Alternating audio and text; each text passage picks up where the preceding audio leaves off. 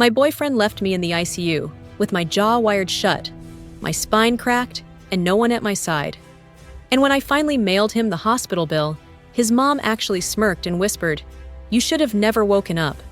I didn't say anything back, because what was left to say that was 3 months ago yesterday, she got arrested for stalking me. I never thought I'd see the day. And the worst part is, it all started in a grocery store parking lot when he proposed to me. It wasn't some dream movie moment, just him fumbling a tiny box saying, "I know this isn't perfect, but you are." And my dumb heart said yes. Before my brain could even think twice.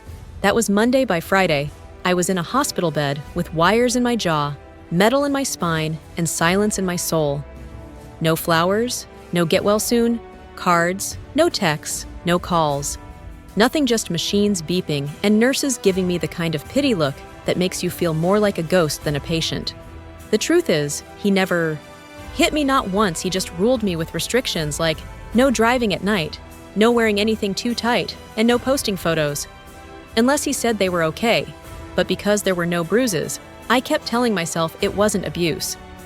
I told myself being engaged meant he loved me and I was safe the night of the crash. We were out celebrating our engagement. He drank way too much, and when I offered to drive, he said no, like always. And when I finally snapped and told him, he treated me like an accessory instead of a person. He just laughed and said, "You think anyone else would even want you?" Then he shoved me into the passenger seat and started driving home. No words, just heavy air, then screeching tires, shattered glass, and darkness. I woke up in pain, so bad I couldn't even scream.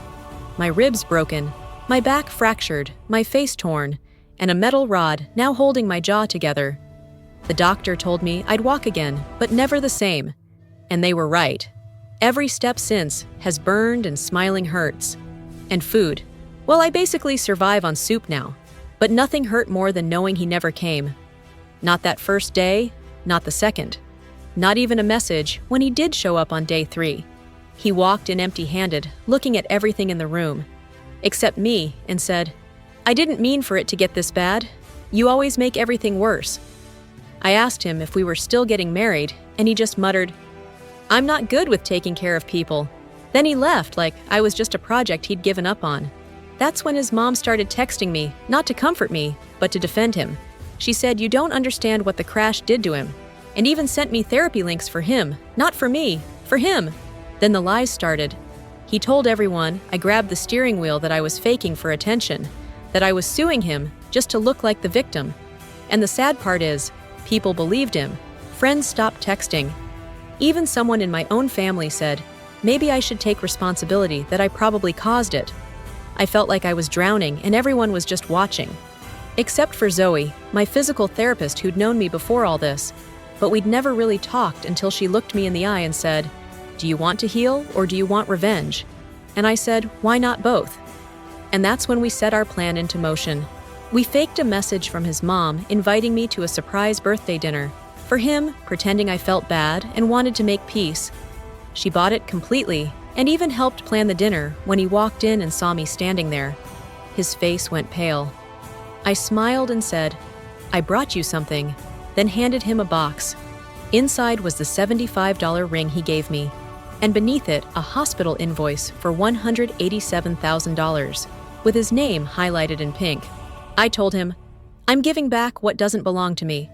And before he could say a word, I said, "You did enough when you left me to choke on my own blood, and couldn't even bother to check if I lived." I turned to his mother and said, "You wanted a daughter-in-law. You could manipulate, but all you did was raise a coward."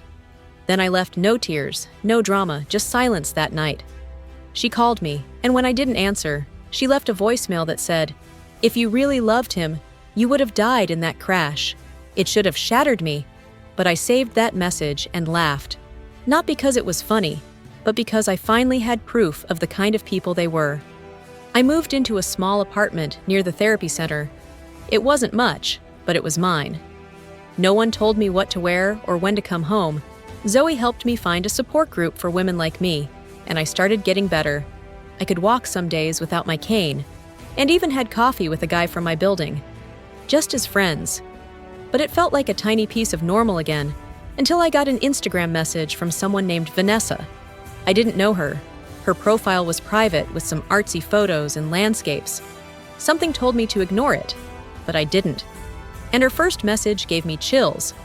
She said, "I'm dating Ryan now, and I think I'm in trouble." I froze. I didn't want to deal with this, not after everything I'd been through. But I remembered how alone I felt, and I couldn't leave her hanging. So I wrote what's going on and waited. Her reply came fast. She said they'd been together for 2 months. At first, he was sweet, but now he was checking her phone, choosing her clothes and getting mad when she went out, typical Ryan. Then she said she was 8 weeks pregnant and terrified. She sent me a photo of a positive test next to today's date, written on a notepad. Something about it felt too familiar, too perfect. But I ignored the feeling and told her everything about the crash, about his lies, about how his mom said I should have died, and she asked if I had proof. So I sent her the voicemail. I didn't want to, but I did.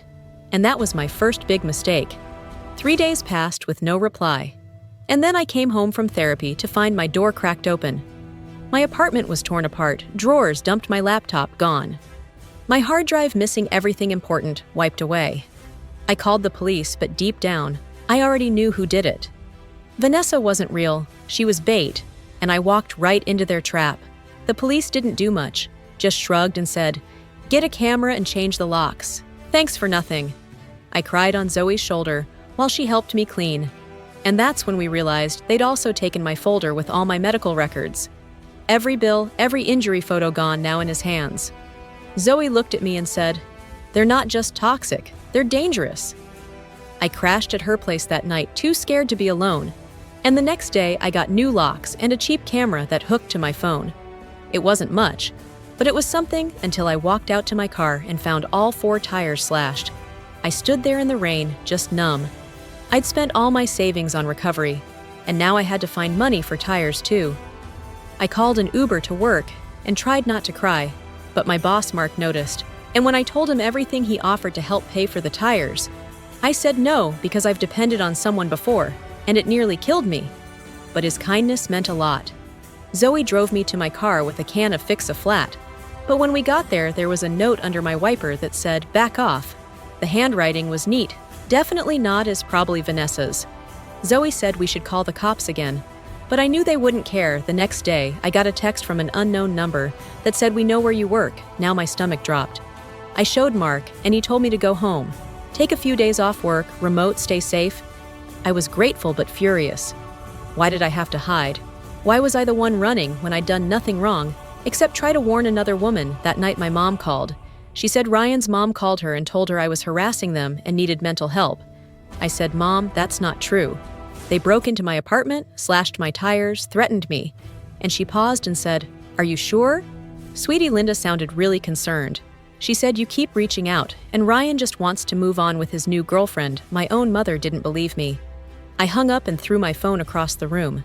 If you're still listening and you've ever felt this kind of silence, this kind of dismissal, let me tell you something. You are not alone, and you are not crazy. Sometimes the people who hurt us wear the kindest faces, and the world believes them, but that doesn't make your pain less real. And if you want to hear how I turned this mess into a storm, they couldn't escape, stick around, because the next chapter is where it all starts to change. I asked, or was that part of the act too? There was a long pause before she replied, "It wasn't an act. I'm 12 weeks now. He said you were crazy and obsessed with him. Then I found your hospital photos on his computer.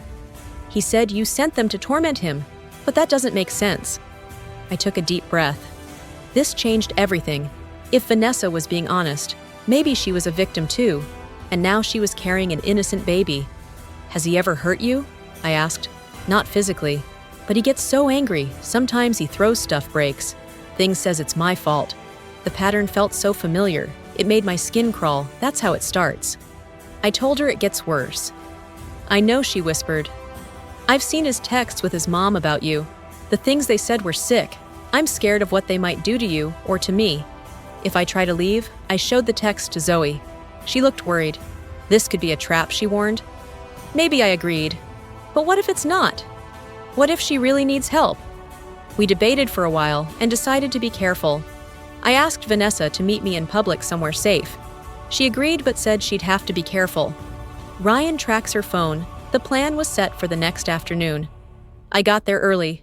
picked a seat with a good view of the door, and asked Zoe to sit nearby just in case my heart raced the whole time. Part of me was scared Ryan would show up instead. But at exactly 2, Vanessa walked in alone. She looked different, thinner, paler, dark circles under her eyes. She spotted me, paused, then walked over quietly. "I don't have long," she said. "He thinks I'm at the doctor up close." I noticed a bruise on her wrist. She saw me looking and pulled her sleeve down. "It's not what you think, I bruise easy." I used to say the same thing, Vanessa. "I'm not judging, I just want to understand." She glanced around nervously. "Ryan told me you were his crazy ex who wouldn't let go. He showed me messages. You supposedly sent him obsessive things when I found your number in his phone. I got jealous and messaged you. I wanted to see what you'd say, and then you sent him the voicemail." I said. She nodded, looking ashamed. "He was furious, said, you were trying to ruin his life with lies. That's when he took your laptop and medical records, said. He needed to protect himself. Did he tell you about the accident? How he left me in the hospital?" Her eyes went wide. "He said you were in a crash, but it was your fault and that you sued him for money." She paused. "But then I found hospital photos on his computer and texts between him and his mom about making sure you stayed silent." I showed her my scars, told her about my spine, my jaw, the metal inside me. She turned pale.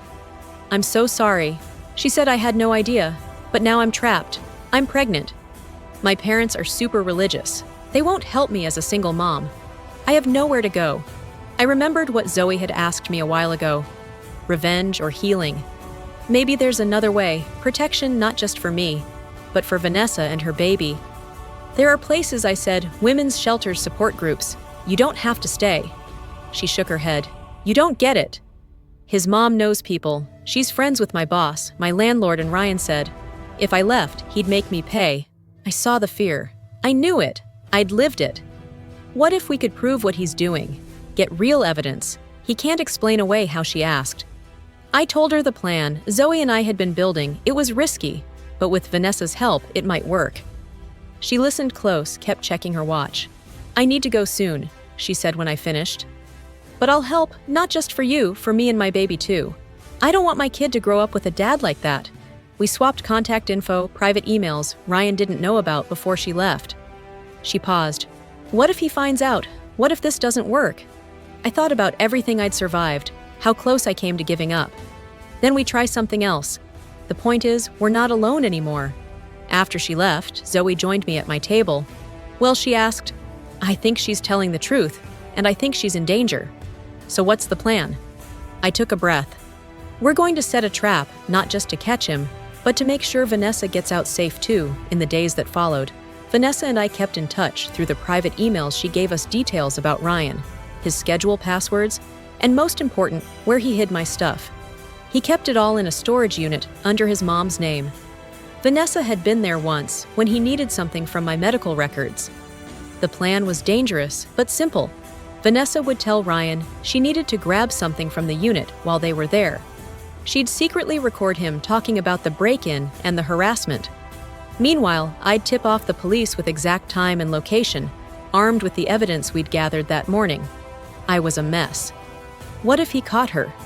What if the police didn't show? What if it was all a trap? Zoe kept trying to calm me down. "The cops have it all." She said they know to look for her car. "She's smart, she'll be okay." I nodded. But I couldn't stop the panic at 3 p.m. Vanessa messaged on our way. "Now he doesn't suspect anything." I called the officer we'd been working with, confirmed the operation was on, and then I waited, checking my phone over and over at 3:45. An email came from Vanessa. It had an audio file and one sentence, "Got it, get help." Now my hands shook as I hit play. Ryan's voice came through, clear, bragging about stealing my stuff, breaking into my place, and setting up fake accounts to ruin my name. She got him. I sent the file to the police, called to confirm they got it. The officer said units were already on the way. Then nothing, no updates, no word from Vanessa. I paced around Zoe's place, imagining the worst. Had he figured it out? Was she okay? Finally, after what felt like forever, my phone rang, unknown number. I picked up. "Hello?" My voice was tight. "This is Officer Ramirez. We've got Ryan in custody. Vanessa's safe. She asked me to call you relief. Hit me so hard, my legs gave out." I dropped to the floor. "Thank you, can I talk to her?" Some shuffling. Then her voice came on. It worked. She said she sounded tired and shaky but relieved. "They got him. They found your laptop and everything else. He stole. His mom's being investigated too. They found proof she helped. Are you okay?" I asked. "I'm okay," she said, scared of what's next. "But okay, what's next is, you're not alone." I said neither of us are after hanging up. I just sat there, quiet. Zoe sat beside me, put her arm around me. "You did it," she said. "You both did." I nodded, eyes full of tears. "It's really over.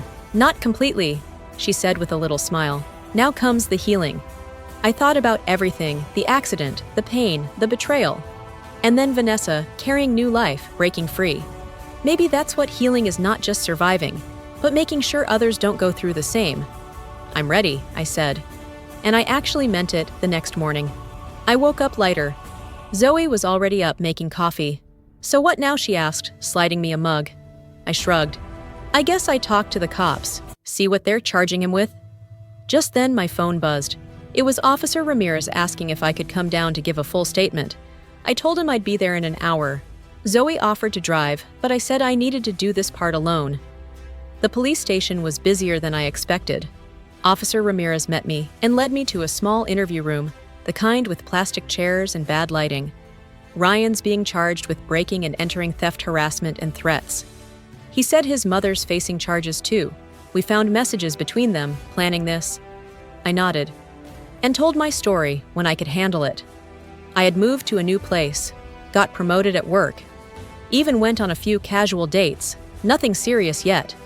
And then one day, as I walked home from the store, I realized something big. I hadn't looked over my shoulder. Once I wasn't scared, no more checking for cars, no more tight chest or sweaty palms.